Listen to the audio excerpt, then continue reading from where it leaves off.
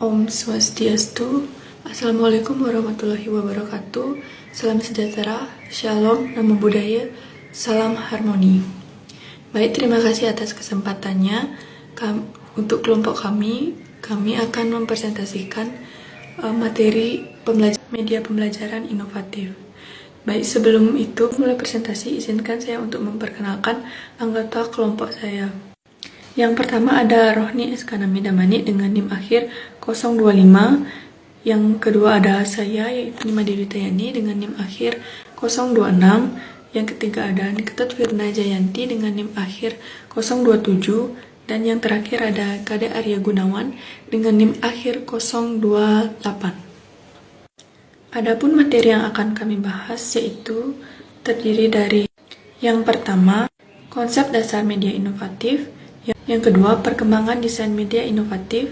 Yang ketiga, peranan media inovatif dalam pembelajaran. Yang keempat, landasan teoritis pemilihan media.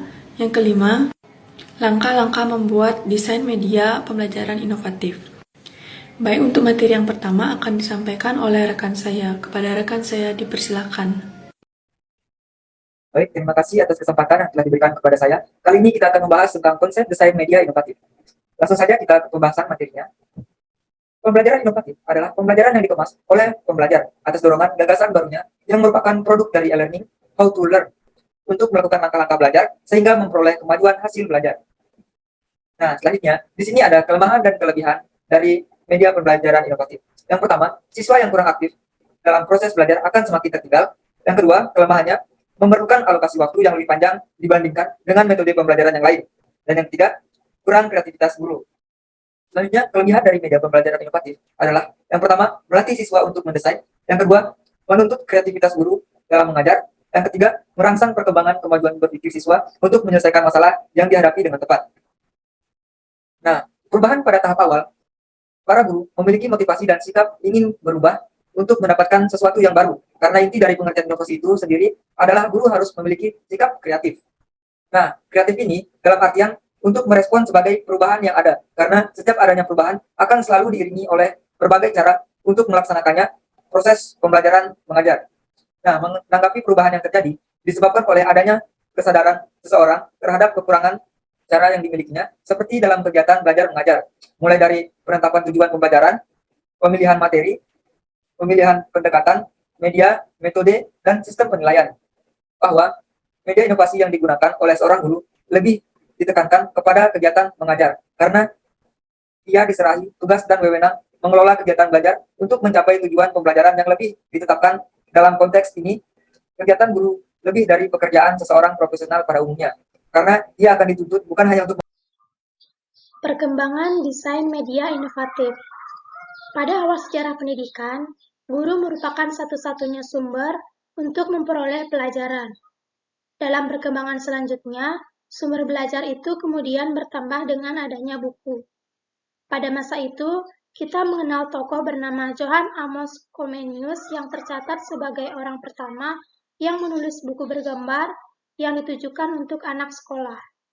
Buku tersebut berjudul Orbis Sensualium Pectus atau Dunia Tergambar, yang diterbitkan pertama kali pada tahun 1657.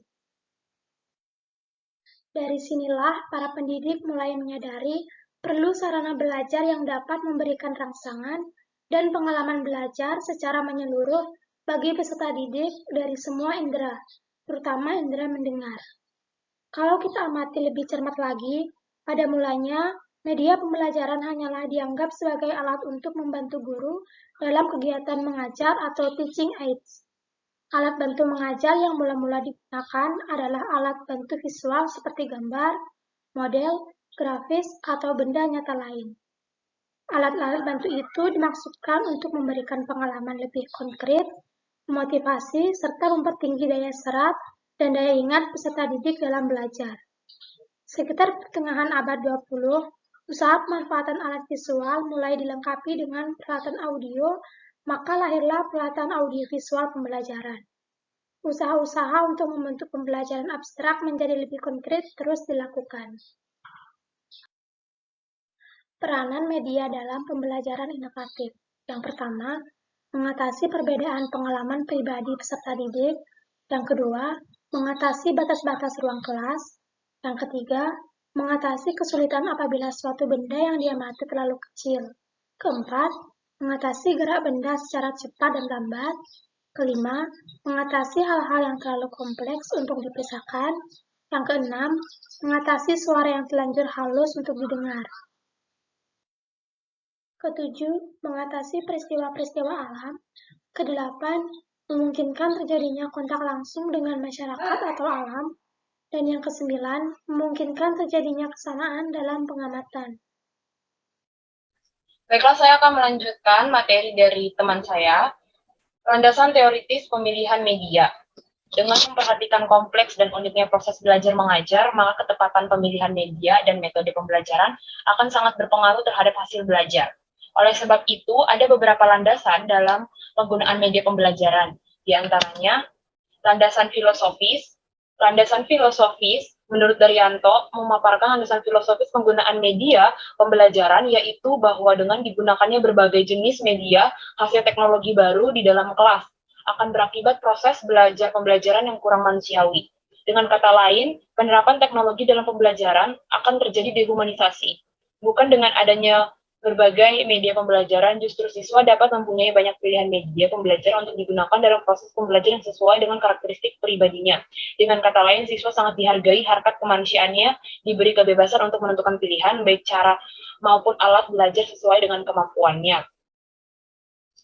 Dengan demikian, penerapan teknologi tidak berarti dehumanisasi. Sebenarnya perbedaan pendapat tersebut tidak perlu muncul, yang penting bagaimana pandangan guru terhadap siswa dalam proses pembelajaran. Yang kedua ada landasan psikologis.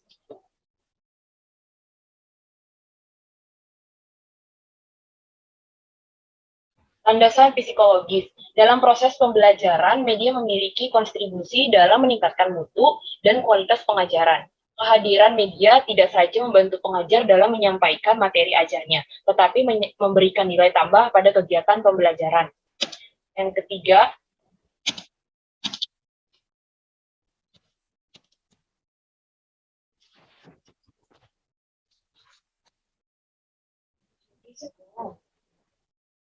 ketiga, landasan teknologis. Teknologi pembelajaran adalah teori dan praktek perancangan, pengembangan, penerapan, pengelolaan, dan penilaian proses dan sumber belajar. Jadi teknologi pembelajaran merupakan proses kompleks dan terpadu yang melibatkan orang, prosedur, ide, peralatan, dan organisasi untuk menganalisis masalah, mencari cara pemecahan, melaksanakan, mengevaluasi, dan mengelola pemecahan masalah dalam situasi di mana kegiatan belajar itu mempunyai tujuan dan terkontrol. Yang keempat, landasan empiris. Berdasarkan landasan rasional empiris tersebut, maka pemilihan media pembelajaran hendaknya jangan atas dasar kesukaan guru, tetapi harus mempertimbangkan kesesuaian antara karakteristik belajar, karakteristik materi pembelajaran, dan karakteristik media itu sendiri. Dan yang terakhir ada landasan historis. Yang dimaksud dengan landasan historis media pembelajaran ialah rasional penggunaan media pembelajaran ditinjau dari sejarah konsep istilah media digunakan dalam pembelajaran. Perkembangan konsep media pembelajaran sebenarnya bermula dengan lahirnya konsep pengajaran visual atau alat bantu visual sekitar tahun 1923. Materi selanjutnya akan dilanjutkan oleh rekan saya. Baik, terima kasih atas waktunya. Di sini saya akan menjelaskan materi kelima, yaitu tentang langkah-langkah membuat desain media pembelajaran inovatif. Agar media pendidikan dapat digunakan sebagai alat ukur untuk mencapai tujuan pembelajaran, maka sangat diperlukan 6 langkah-langkah untuk membuat desain media pembelajaran. Langkah-langkah tersebut terdiri dari: yang pertama, menganalisis keperluan dan karakteristik peserta didik. Yang kedua, merumuskan tujuan instruksional dan operasional. Yang ketiga, merumuskan butir-butir materi secara terperinci. Yang keempat, mengembangkan alat ukur keberhasilan peserta didik. Yang kelima, menulis naskah media atau menyusun media yang akan ditentukan. Yang keenam, mengadakan tes dan revisi. Yang pertama, menganalisis keperluan dan karakteristik peserta didik. Program yang dibuat sebelumnya harus meneliti secara seksama pengetahuan awal maupun pengetahuan akhir dan persyaratan yang dimiliki dan tingkat kebutuhan peserta didik yang menjadi sasaran program yang akan dibuat. Yang kedua, merumuskan tujuan instruksional dan operasional. Dalam tahap ini, pembuatan tujuan dapat mengarah pada tindakan yang dilakukan, termasuk penyesuaian penggunaan media yang akan digunakan. Tahapan yang ketiga yaitu merumuskan butir-butir materi secara terperinci. Tahapan ini bertujuan agar kita dapat memikirkan bagaimana caranya agar peserta didik memiliki kemampuan dan keterampilan dengan mengorganisasikan urutan penyajian yang logis. Yang keempat yaitu mengembangkan alat pengukur keberhasilan.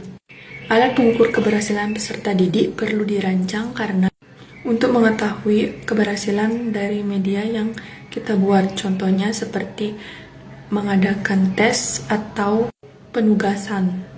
Langkah yang kelima yaitu menulis naskah media atau menyusun media yang akan digunakan. Penyusunan dan pembuatan media pembelajaran dengan langkah-langkah dan tahapan yang tersusun secara sistematis dan harus sinergi dengan tujuan, tingkat pemahaman, dan keterampilan peserta didik. Langkah yang terakhir yaitu langkah yang keenam adalah mengadakan tes dan revisi. Tujuan dari tahap ini adalah agar dapat mengetahui tingkat kelemahan dan kelebihan dari media yang dibuat, sehingga kita dapat mengetahui tingkat efektivitas dan problematika yang dihadapi peserta didik saat menggunakan media yang kita buat. Baik, demikian materi yang kelompok kami dapat sampaikan. Apabila ada salah kata yang disengaja maupun tidak disengaja, kami mohon maaf. Kami ucapkan terima kasih dan akhiri dengan Paramasanti. Om Santi Santi Santi Om.